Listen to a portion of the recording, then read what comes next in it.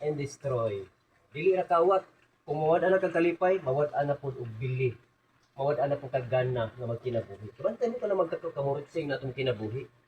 Ang pinaka-ultimate nga goal sa yawa, destroy. Dili sa destroy nga kanang pagguba atong physical nga lawas, kundi ato ang kalag. Mo ang pinaka-ultimate goal ni Lord. Gawas nga patyon ang kinabuhi nga gipahulam sa Ginoo, kuhaon niya ba? I-destroy pag yun atong kalag, patyon pag yun niya. Pero ang nakalindo, to pa nahuman si Lord ana. The thief's purpose is to steal, kill, and destroy. Pero ingon si Lord, my purpose is to give them a rich, wow, parang muna itong ipangita na, a rich and satisfying life. Muna ang kinabuhi, takos nga ikinabuhi, takos nga pahimuslan. Kinabuhi, takos nga pahimuslan. Tungod kay, ang tuyo ni Lord, tinguha ni Lord, nga gustong musulod sa itong kinabuhi, aron makabaton taog rich, grabe ng rich, okay? Rich and satisfying life. Sa lain nga translation, abundant life. Sa lain pagid nga translation, life in its fullness. Kung desire ni Lord para nato. Unang ang kinabuhi, takos nga atong puy-an. Takos og angayan nga atong kana bang pahimuslan. Takos og angayan nga atong pahimuslan. Pero dili ingon ana ang reality. Di ba? Dili ingon ana ang nasabtan sa kadaghanan. Kay kasagaran ang usa ka tawo kung mapuno na sa problema, mawat mo lang yung kinabuhi ko no. Katapod nila. Pero sa una, gapo ko ana mga gayon na akong dala-dala nga linya te ingon ani.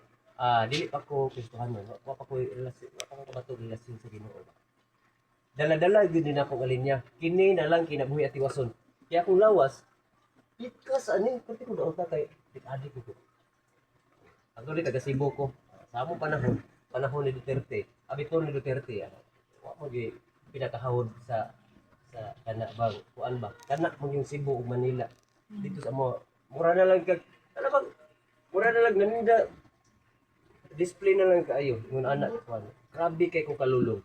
Mao na akong linya sa una, kini na lang kinabuhi ako tiyoson. Tungod kay wa ko kasabot unsa ka minangdanon ang kinabuhi. Nagtuo ko ba nga ay kuslan man ako na lang tiyoson. Di ko ganahan mo undang sa akong binuang tungod kay bawo ko dako na ko gasto. Kay bawo ka ng linya ngayon na di na ko undangon sa dako ni ko gasto.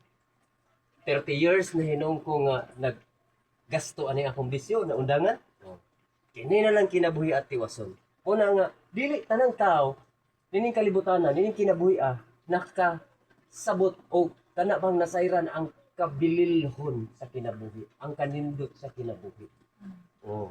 Dili tanan. Mao na nga ang pangutana, mao ni pangutana, is life really worth living? Mao ni pangutana, is life really worth living?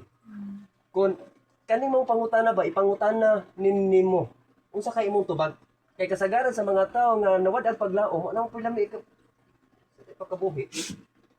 Meaning ang atong kinabuhi di ay nakaangklara sa mga sitwasyon sa mga butang nga atong gipangandoy.